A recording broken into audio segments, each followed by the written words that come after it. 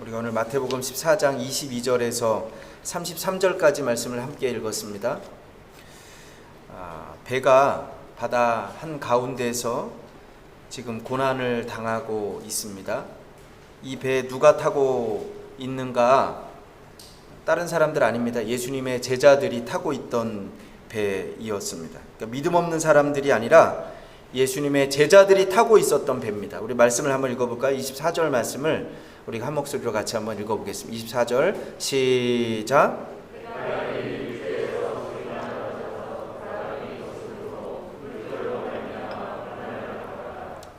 물결로 말미암아 고난을 당하더라. 고난을 당하고 있습니다. 여러분, 믿음 없는 사람들이 아니고 예수님의 제자들이 지금 고난을 당하고 있는 것입니다. 고난은 누구도 예외 아닙니다. 때로 우리는 고난을 당했을 때에 원망합니다. 내가 항상 좋은 일을 했는데 왜 나에게 이런 일이 생겼는가?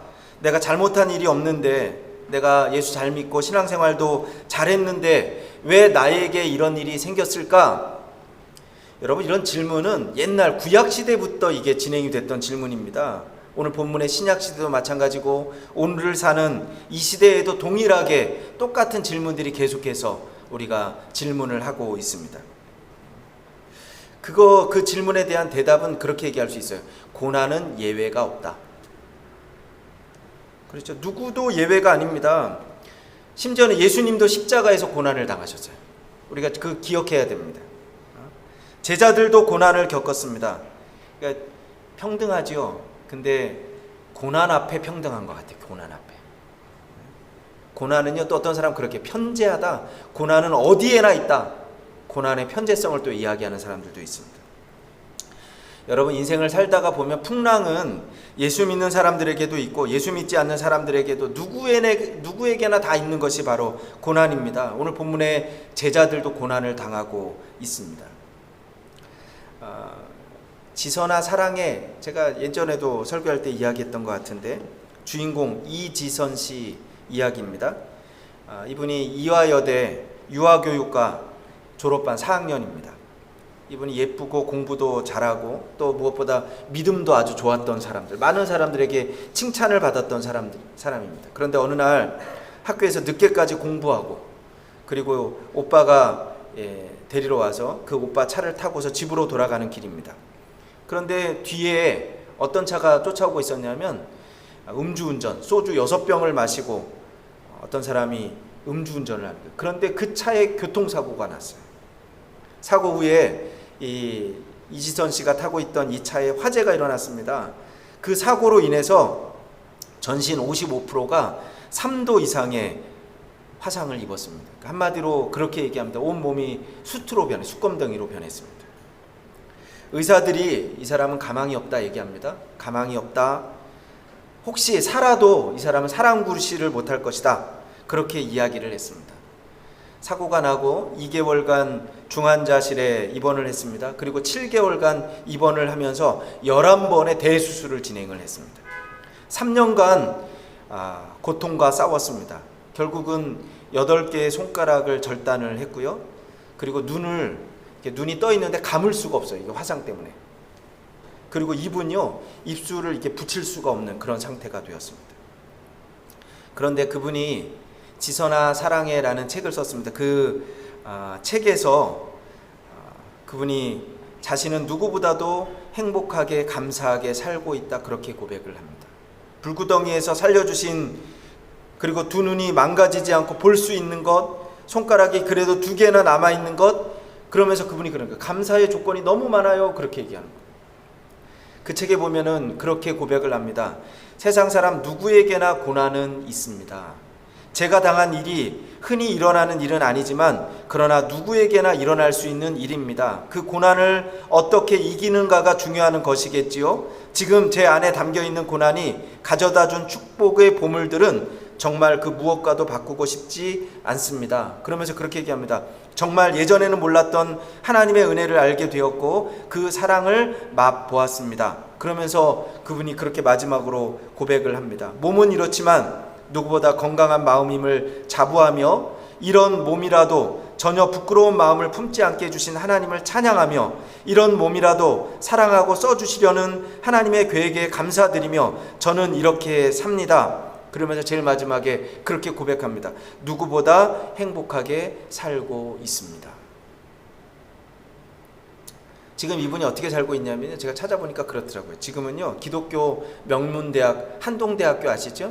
그 한동대학교 교수님이 되었어요. 나만 고난을 당하고 있다고 생각하는 사람들이 있습니다. 그래서 늘 불평하고 원망하고 그렇게 사는 사람들이 많이 있습니다. 그러니까 그 사람들은요, 이 책 읽어보면 그 마음이 바뀔 수가 있어요. 분명히 그렇게 고백하잖아요. 이런 고난은 누구에게나 일어날 수 있습니다. 그렇게 고백해요. 여러분, 고난은 누구에게나 찾아옵니다. 누구에게나 찾아오는 고난은 사실은 문제가 아닙니다. 다 똑같은 거예요. 고난 중에 있었던 제자들의 진짜 문제는 그들의 고난 가운데 그들의 그 배 안에 예수님이 계시지 않았다는 것입니다. 예수님이 고난당하고 있는 그 제자들의 배에 계시지 않았습니다. 제자들만 타고 있었고 예수님은 오늘 본문에 보면 산에 혼자서 계셨다, 이렇게 성경은 얘기합니다. 성경에 보면은요, 우리가 복음서에 보면 예수님이 풍랑을 잔잔케 하신 사건이 2번 나옵니다. 마태복음 8장에 제자들의 탄 배가 풍랑을 만납니다. 그런데 그때는 그 배에 예수님이 고물에서 주무시고 계셨어요. 제자들이 주무시는 예수님을 깨우면서 원망합니다. 주여, 우리가 죽게 된 것을 모르십니까? 그 말을 듣고 예수님이 즉시 일어나셔서 바람을 꾸짖으셨어요. 그러니까 잔잔해졌다, 성경은 그렇게 얘기합니다. 그러니까 예수님이 그 배에 계시면요, 여러분, 문제가 되지 않습니다. 그렇죠? 주님께 말씀드리고 주님이 깨어서 바로 잔잔해졌잖아요. 그런데 오늘 문제는요, 그 배 안에 주님이 계시지 않았어요. 오늘 우리가 먼저 점검해야 될 것은요, 내 배 안에, 내 인생의 배 안에 예수님이 지금 계시는가 계시지 않는가, 이것부터 먼저 점검해야 됩니다. 문제는 풍랑이 아닙니다. 고난이 아닙니다. 예수님이 계시지 않으면 여러분, 그것은 진짜 문제입니다. 두려움에 빠지게 되지요. 어떤 사람들은요, 풍랑 앞에서, 고난 앞에서 예수님이 아니라 자신의 지식을 의지하는 사람들이 있어요. 여러분, 지식은 중요합니다. 그러나 지식 때문에 때로는 미리 두려워할 때가 많이 있습니다. 이 정도 파도면 절대로 살 수가 없다. 그러면 미리 두려워하는 거예요. 어떤 사람들은요, 경험을 의지합니다. 제자들은요, 다 어부였다니까요. 어부. 바다를 경험했고 파도를, 풍랑을 이미 여러 번 경험했던 사람들입니다. 경험으로 잣대를 잡는 사람들은요, 스스로 한계를 정하게 되어 있어요. 제일 힘든 사람이 어떤 사람인 줄 여러분 아세요? 가끔가다 그런 사람이에요. 내가 다 해봤다, 내가 다 안다, 그리고 그래요. 안 된다 그거. 그런 사람은요, 절대로 안 돼요. 그러나 신앙의 사람들은 지식 아닙니다. 경험 아닙니다. 주님을 의지할 수 있기를 주님의 이름으로 축원합니다. 혹시 이 중에도 내가 내 지식을 가지고서, 내 경험을 가지고서, 사실은요, 전도할 때도 제일 힘든 사람이 누군지 아세요? 예, 죄송합니다. 연세가 많이 드신 분들. 그분들에게 이야기하면요, 이분들은 경험이 많거든요. 그럼 자기 경험을 계속 얘기해요. 나 전도해야 되는데, 제가 예전에 얘기했잖아요. 제가 신학교 다닐 때요, 목요일마다 제가 전도지 가지고 밖에 나가 전도해봤다니까요. 노방에서 전도했는데 대학생들은 오히려 쉬워요. 그런데 어르신들 만나면 그 얼마나 힘든지 아세요?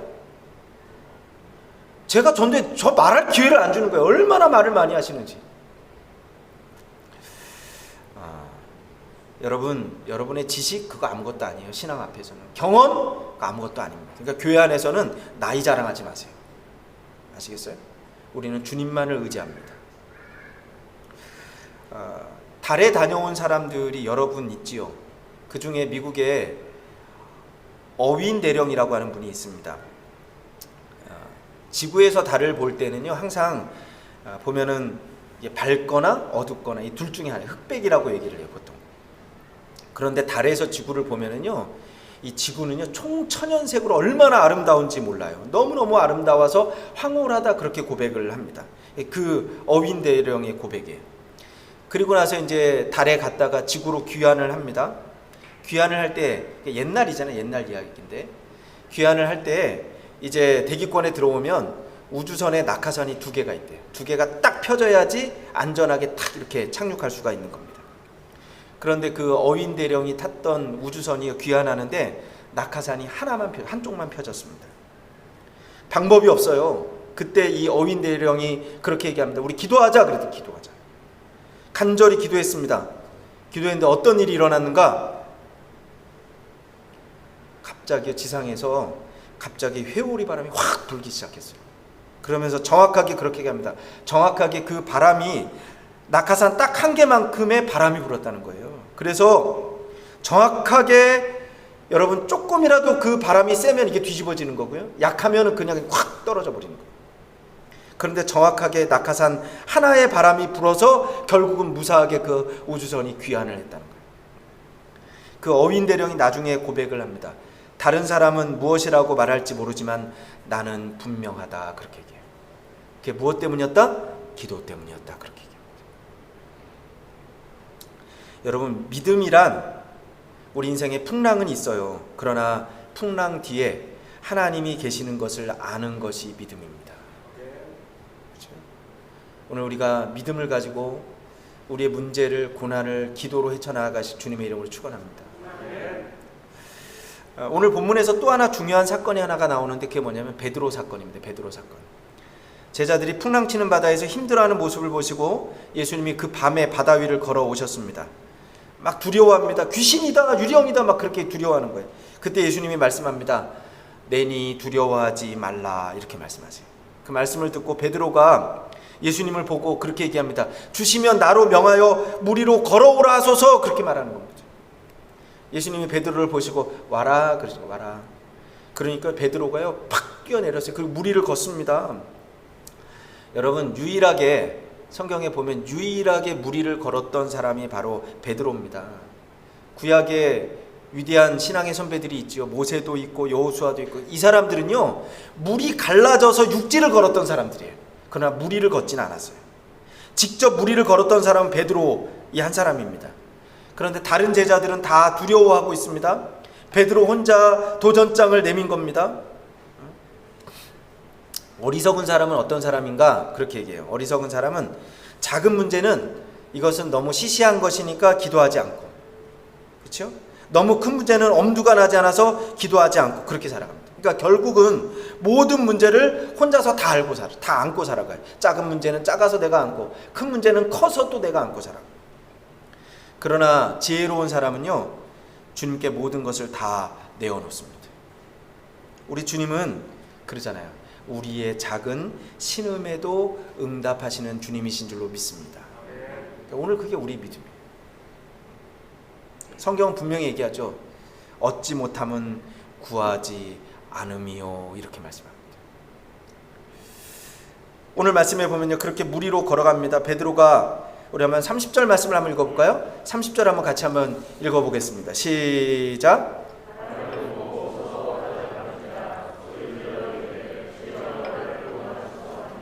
예, 베드로가요 그렇게 잘 걷다가 바람을 봅니다. 바람. 그리고 무서워서 바다에 빠져갑니다. 우리가 항상 그래요. 베드로가 예수님을 바라보고 갔을 때는 문제가 없었다니까요. 시선이 중요해요. 어디 집중하는가 중요합니다. 그러나 물결과 바람을 바라보는 거예요. 그 순간 우리 인생의 문제를 바라보는 순간 깊이 빠지게 됩니다. 문제를 바라보면요, 고난을 바라보면 해결할 길이 없어요, 여러분. 그러나 오늘 우리가 주님을 바라보시길 주님의 이름으로 축원합니다. 오늘 집에 가서 해보시라니까요. 하얀 종이에다가 점 하나를 딱 찍어보세요. 크게 말고 조그맣게 딱 찍고 벽에다 딱 붙여놓고 그걸 가만히 쳐다보세요. 그러면요 조그맣게 보이다가 점점점 이게 쫙 크게 보인다니까요. 더 놀라운 건요 그 종이를 딱 띄워보세요. 그리고 하얀 벽을 보면 거기도 점이 보여요. 여러분, 여러분이 문제에 집중하는 순간요 모든 게 다 문제가 됩니다. 그러나 주님을 바라볼 때 해결할 수 있습니다. 주님 바라볼 때 문제에 빠지지 않습니다. 100살 이상 산 사람들을 조사해 봤어요. 150명. 우리나라 조선일보에서 조사를 했습니다. 어떻게 이렇게 오래 살게 되었는가? 오늘 혹시 100살 살고 싶은 분들은 잘 들어보세요. 제가 잘 가르쳐 드릴게요. 조선일보입니다. 이거 뭐 그냥 인터넷 무슨 유튜브 이런 거 아니고, 음식은 어떤 걸 먹었는가? 제철 채소, 이것을 그냥 먹은 게 아니고 데쳐서 먹었대요. 그리고 콩으로 된 음식을 많이 먹었고요. 돼지고기를 먹었는데 삶은 돼지고기, 뭐 이렇게 볶고 튀기고 이런 거 아니고, 그리고 먹을 때 띄워서 만든 재래식 장류 있잖아요. 우리나라 된장, 고추장 이런 거를 많이 먹었대요. 그리고 먹을 때는 항상 혼자 먹는 게 아니고 여러 사람이 모여서 즐겁게 식사를 했다, 그렇게 얘기합니다. 즐기면서. 그리고 일을 할 때도 즐기면서 매일 30분에서 40분씩은 운동을 했다고 얘기를 하고요. 과식은 피했다고 얘기하고, 그러면서 얘기하면 느긋하게 살아라, 현실에 순응하라. 이게 뭐냐면 이겁니다. 받아들이라는 겁니다. 받아들여라. 여러분, 스트레스도 고난도 인생의 한 부분으로 받아들여라. 고난을 바라볼 때 그것도 긍정적으로 받아들여라, 이렇게 얘기합니다. 그러면 오래 살 수 있다, 이렇게 얘기해요. 여러분, 슬픔만 바라보면요 더 슬퍼집니다. 실패만 바라보면 일어서지 못합니다. 혹시 암벽타기 해보신 적 있나요? 인공 암벽타기? 인공 암벽을 탈 때요, 뭐 이렇게 경사가 있잖아요. 저도 해본 적이 어렵더라고요. 어려워요. 제일 어려운 게 뭔지 아세요? 이렇게 손으로 잡죠. 잡으면 올라가기 위해서는요, 잡았던 손을 놔야지 올라갈 수 있어요. 근데 대부분 사람은요, 떨어질까봐 이걸 어떻게 해요? 못 놔요. 제가 그래서 못해요. 제가.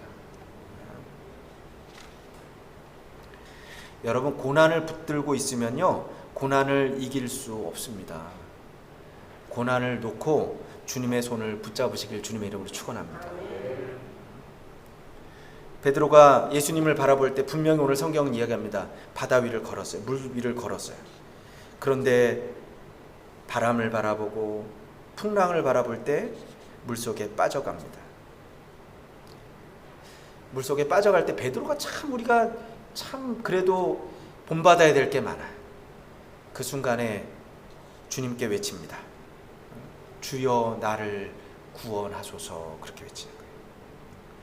31절, 32절 말씀 한번 마지막으로 같이 한번 읽어볼까요? 31절, 32절 읽겠습니다. 시작.